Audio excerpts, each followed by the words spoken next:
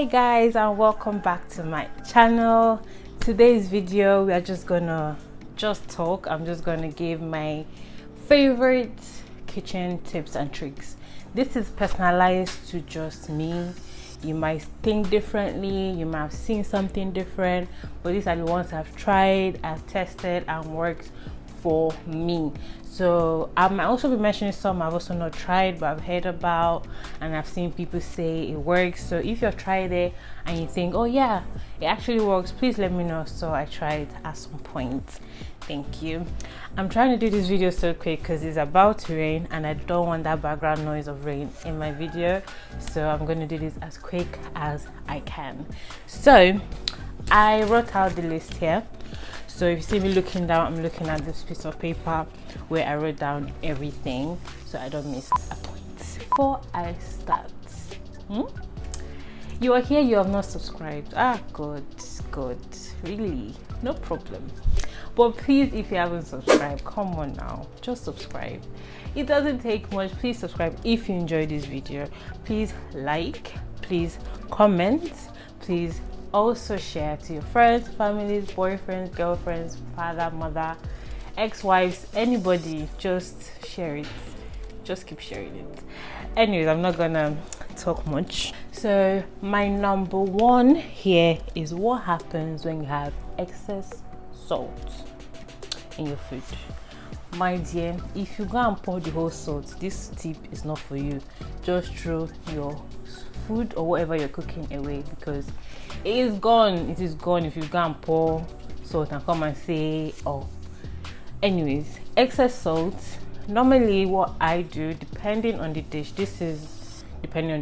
I use some sort of citrus or acid.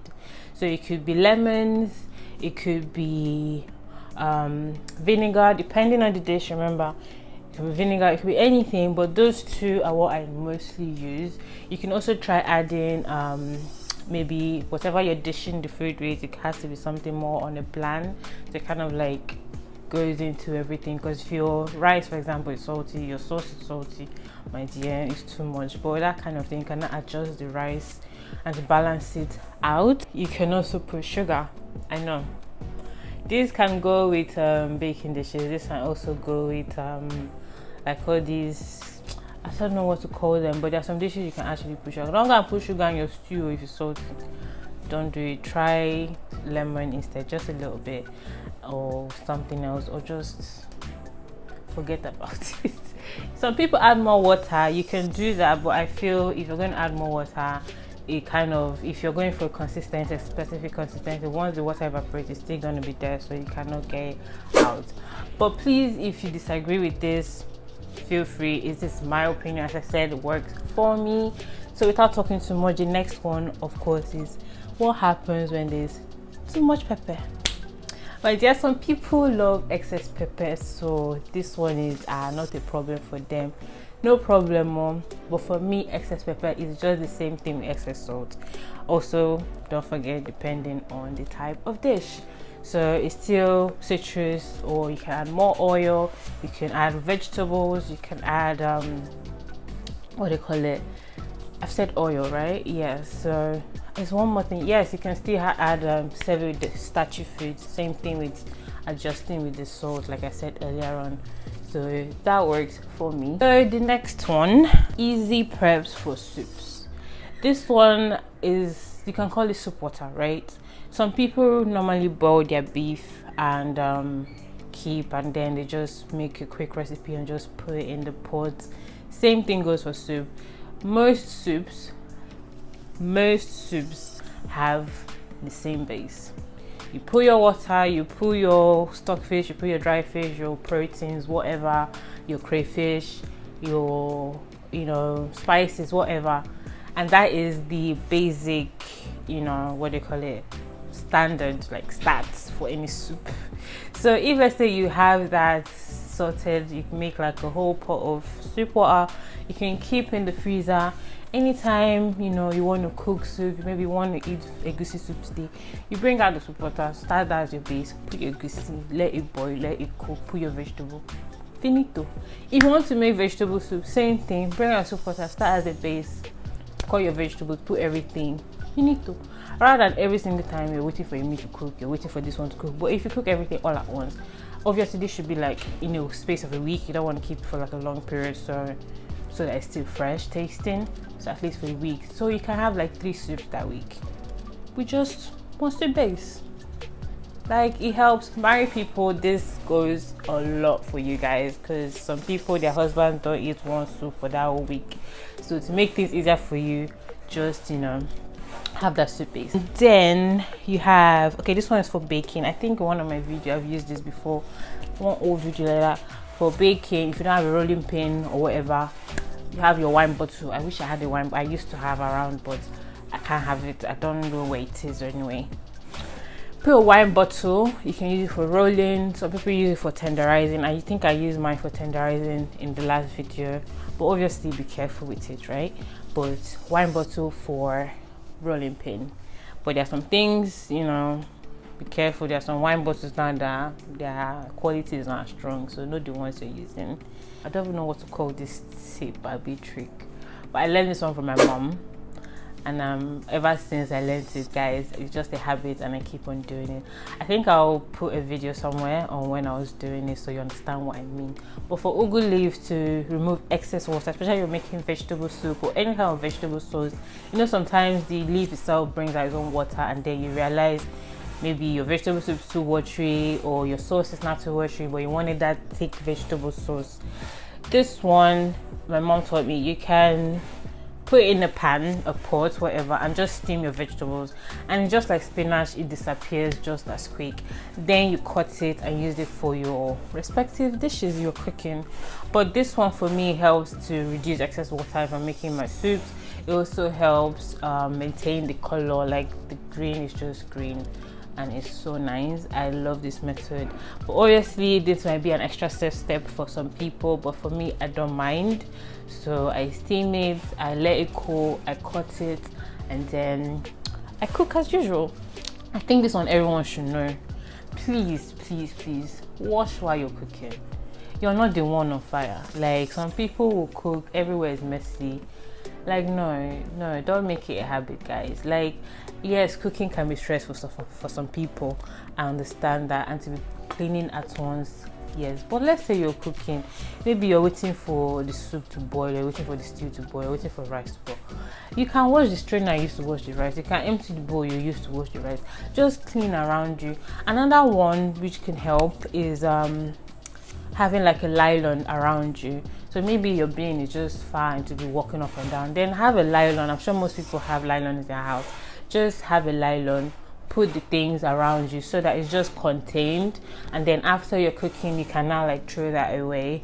Do you understand? So I do that sometimes, you know, because sometimes going to like the bin and stuff like that, so I just have a mini bin in my place and I just put it in there. When I'm done, I throw it away. I also try to like clean surfaces while I'm cooking. If basically my hands are free and I'm just waiting for something on fire, I just try and clean. Trust me, once you're done, it helps you mentally. At least for me, it helps me mentally to know that, okay, I can now come and dish my food and eat. And if I'm washing, it's my plate and my cutlery I'm washing, not some pots like that, or one bowl or one oily spoon or something, guys. So that one, please, is necessary.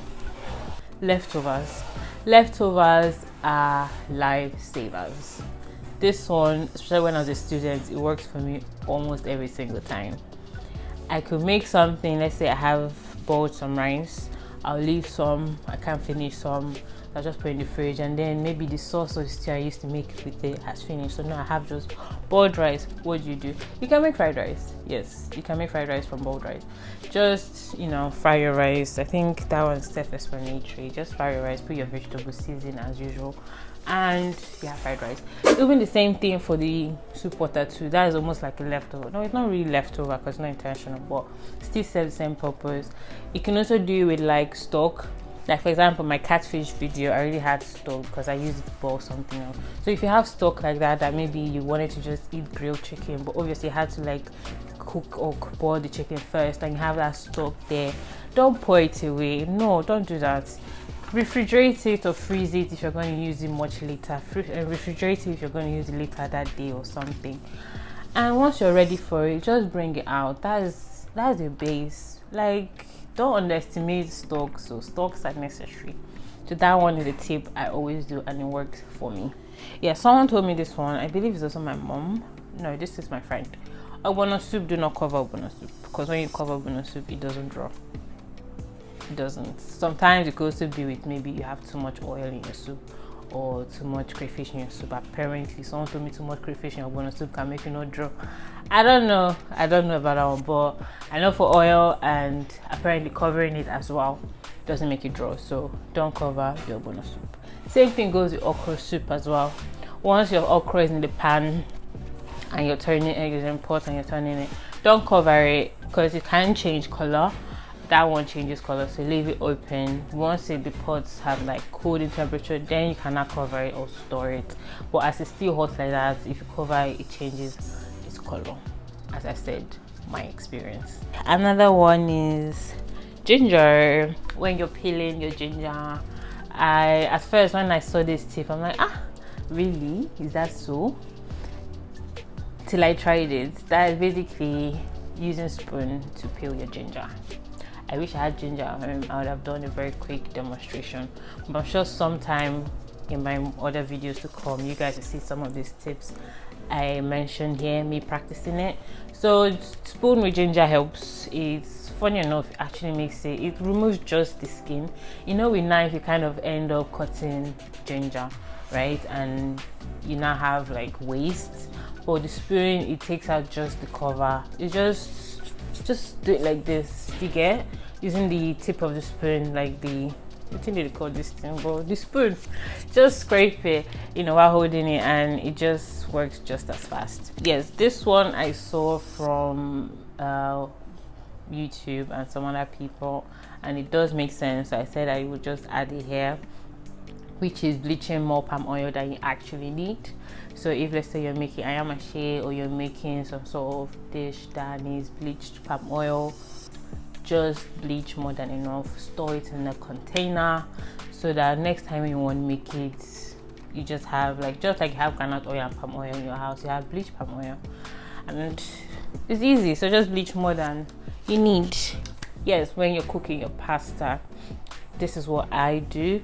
I put oil in my own pasta after it has started boiling, because yes, sometimes you can just like stirring, it could not stick, but I sometimes just put it just because, and it helps, you know, it helps it to just come out single even when it's like cooled, because sometimes when spaghetti cools it just clunks and it's like, why? But yes, you can put oil. It helps to like separate it while it's cold. But the most effective way is you have to keep still turning it while it's still on fire to like separate it, because some of them like gum together. So if you separate it, it's better. Last but not the least, this is actually one of my favorite tips. Also learned it from home. Shout out to mom. But yes, freezing your scotch bonnets. Yes, put in the freezer, guys. I'm sure by now you're wondering, why is my pepper always going bad in this fridge? It should be meant to be in the fridge. Put in the freezer. Yes, it will get frozen. Once you put in water, your pepper is back to normal. Freeze it, it keeps it more intact, like it's frozen. Do you get? So just bring it out, put in water, like wash it, and cut. It preserves it longer. Basically, that's the only thing I can say. So yes, those are the tips I have practiced and I've done personally. So that is all I have. Some other ones I've heard is when you have like soft rice, you put like a piece of bread and then it kind of like soaks up the excess water and the rice is not as soggy. I haven't tried it, so I cannot say sorry. But if you've tried it, let me know in the comments. If you've tried anything from this list I've mentioned, also let me know in the comments. I want us to interact. I want to learn from you. You also learn from me. And yeah, that is basically it. So guys, I'm going to end this video. So if you enjoyed this video, please like, please subscribe, please share, please turn on your post notifications, and please just engage. Like, I love when you guys send me comments and stuff. So yes, please. Thanks guys, I hope you enjoyed this video. Bye.